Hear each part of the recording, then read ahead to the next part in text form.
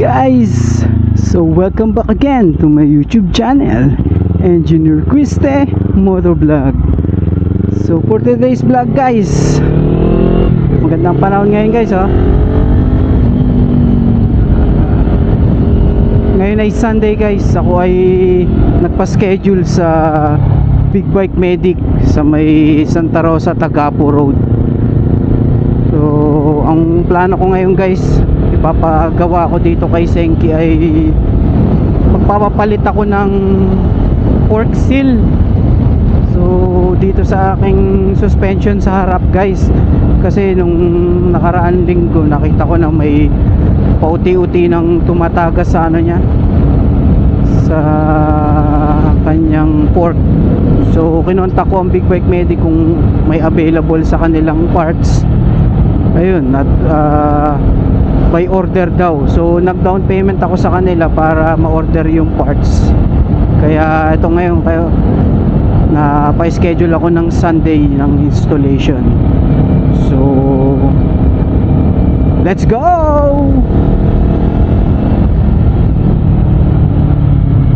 So yun guys, bali sa expressway ako dadaan papuntang Big Bike Medic.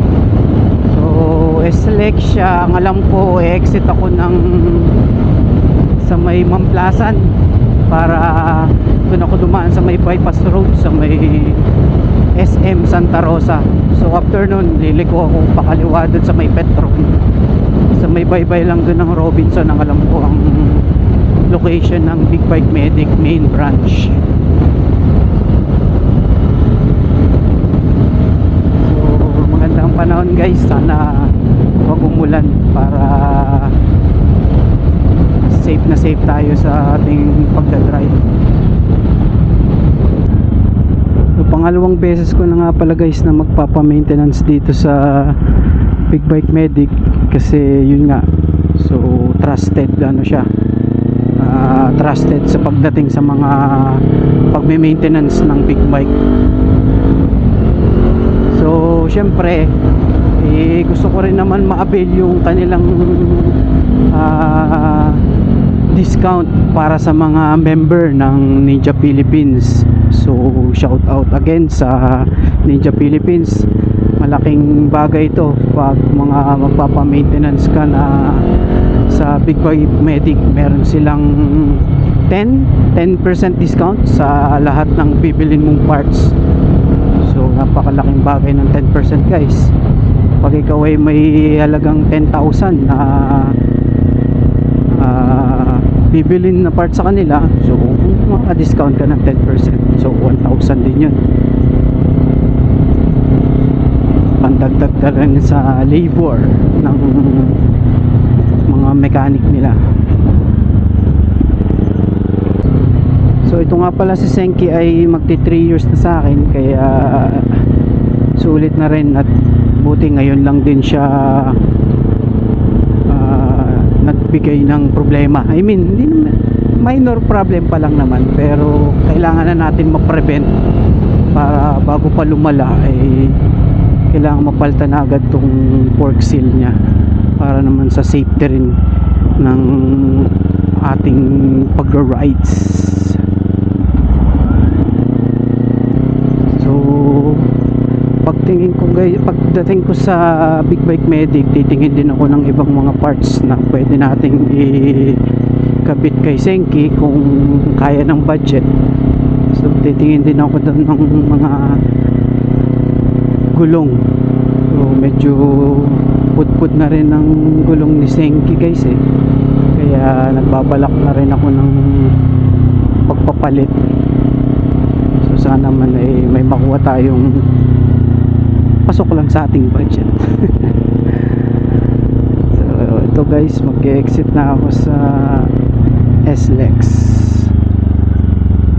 Sana'y marid ang ating RFID. Marid ka, nice. May 510 pa ako. So hindi ngayon traffic dito sa SLEX guys, kasi Sunday morning pa lang. Pero mamayang rush hour na mga 3 to 4 PM eh traffic na dito guys. Ngayon na lang uli ako guys naka-rides dito sa expressway kasi bihira tayo makapag-rides eh, sobrang init kasi.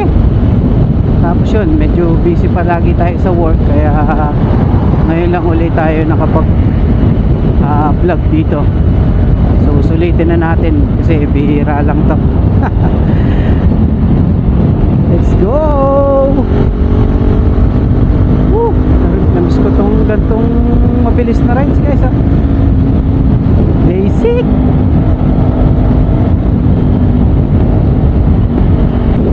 Magkikita rin sana kami guys ni President JD Mosquera, ng founder ng Ninja Philippines, sa Big Bike Medic ngayon, kaso postpone kasi may emergency na nangyari. So kukunin ko sana yung aking official uniform ng Ninja Philippines. So next time ko na lang siya uli i-meet pag okay na ang lahat. So okay na. Tignan natin kung may makikita tayong mga katropa sa Big Bike Medic na nagpapa-maintenance din. Let's go!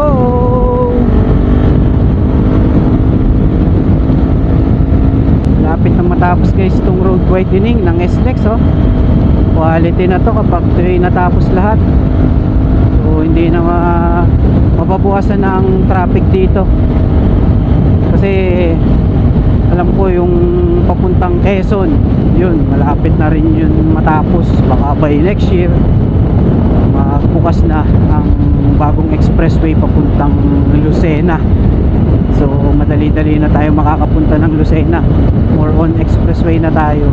Siguro from 2 to 3 hours before, baka kaya na ng mga 1 hour or less than 1 hour. Tingnan natin.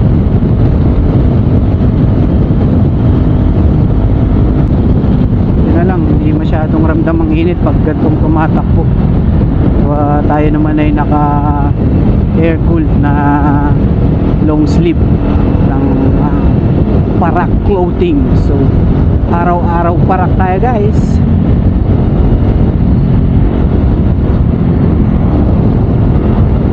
So buti na lang guys itong si Senki, hindi tayo binibigyan ng madaming sakit ng ulo pagdating sa maintenance kasi naalagaan naman natin siya. Schedule na ng maintenance niya every 3K. So lagi natin siyang chine-change oil at pinapalitan ng filter. So ngayon guys nagdi-DIY na lang ako ng change oil kasi para medyo makatipid din tayo sa budget. Kasi medyo madali lang din naman mag-change oil guys. Mayroon naman tayong mga gamit, tapos mayroon tayong paddock stand, tsaka mga pagpantanggal ng filter. So kaya siya ng mga 30 to 1 hour lang. So yung mga na previous vlog ko na rin guys, yung basic PMS nitong Senki ko. So check nyo na lang sa page ko guys. Meron kayong matututunan kung paano yung pagme-maintenance ng isang C400. Lang po guys, ang may-ari ng Big Bike Medic ay ka-member din natin ng Ninja Philippines. So shout out. Malaking bagay ang isang member ka ng Ninja Philippines kasi hindi lang basta sa pagra-rides, tumutulong din sila ang club natin sa mga charity event.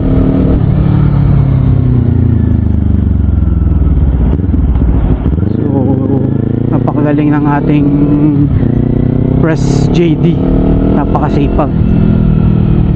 Buong Pilipinas halos napuntahan niya na ata ang mga chapter ng Ninja Philippines.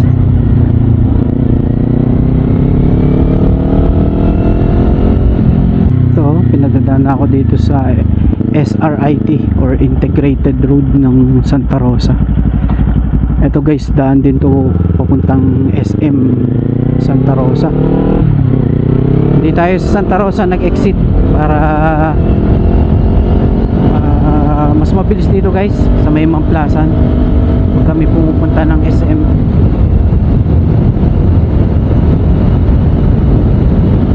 Wala pang ganung ka-traffic, kaya safe na safe pa dito guys.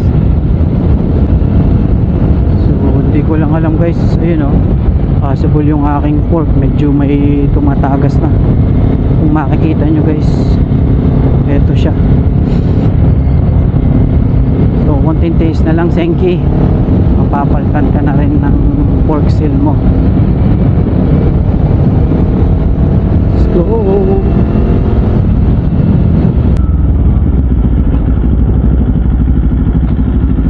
So magle-left turn na tayo, sakto 15 seconds. Let's go.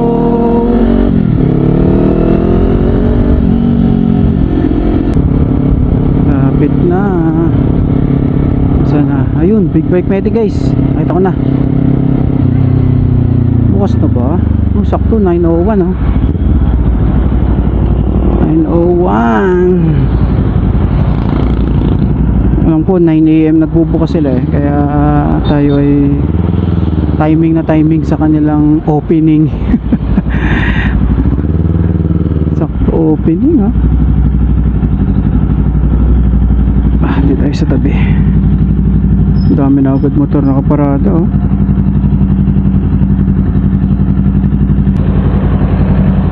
Pasok na natin. Pasok ko na, ang init eh.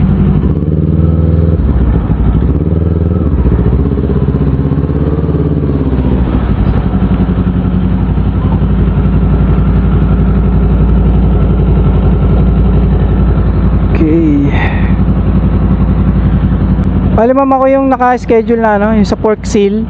Okay po. Okay. 400. Opo.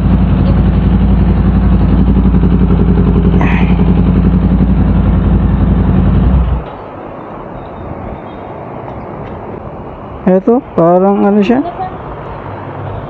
May konting mga tagas na. Both side na ba yan? Oo, papapalitan ko na. Ang ating si Senki oh, naghihingalo na. Ito guys oh, ang langis niya na, kita na. So may gina yung napiprevent natin agad para hindi na mag-cause ng accident. So buti guys, meron dito silang mga customer lunch para sa comfort ng ating mga customer nila. Dito pala oh, Big Bike Medic Santa Rosa, Tagapo branch. Dami big bike oh, may mga nire-recon sila, mga lumang brand pa. Laki ng gulong ng isa guys. Tok na tayo guys. Aircon, sarap.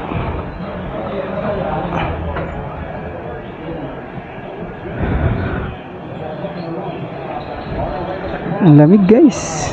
Dito ang kanilang customer lounge at mga accessories ng mga big bike. Ayan o, may mga tambutso,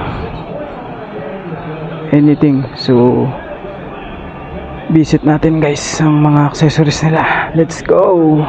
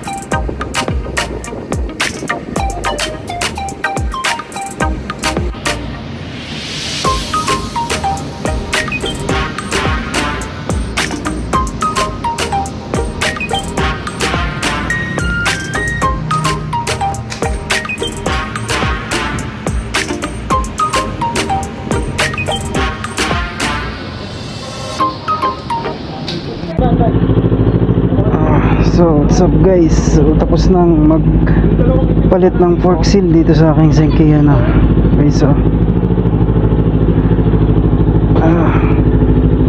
so okay na ako guys, thank you.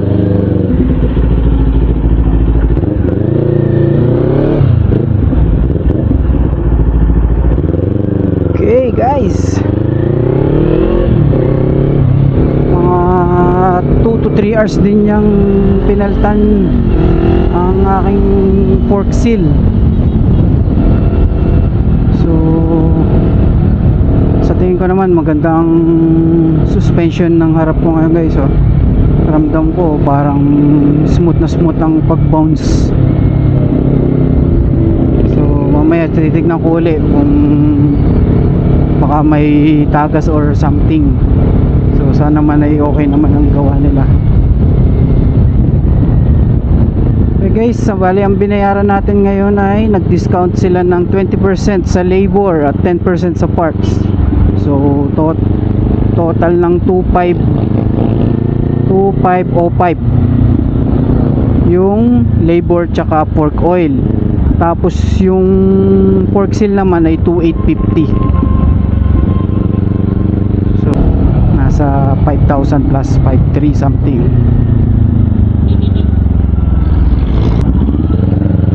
Yun nga pala guys, bali dyan sa Big Bike Medic, pag kayo ay magpapa-maintenance, so dapat mag-advance kayo ng order sa kanila para ma-schedule yung pagpapa-maintenance nyo. Kasi majority ng mga parts doon ay need daw i-order, so 2 to 3 days or maximum 1 week bago dumating yung parts. Kaya kung nagbabala kayong magpa-maintenance sa Big Bike Medic, kailangan ma-advance order nyo tsaka may down payment or bayad na yung parts na ipapa-maintenance nyo.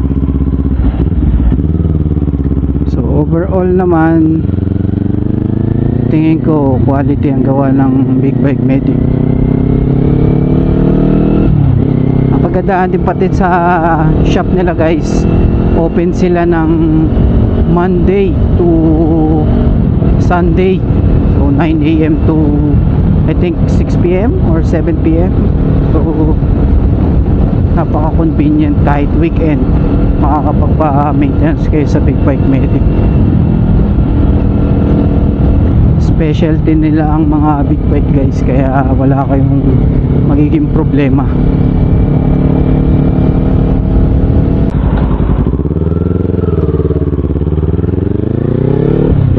So guys, bali mag-exit na ako dito sa may Mamplasan.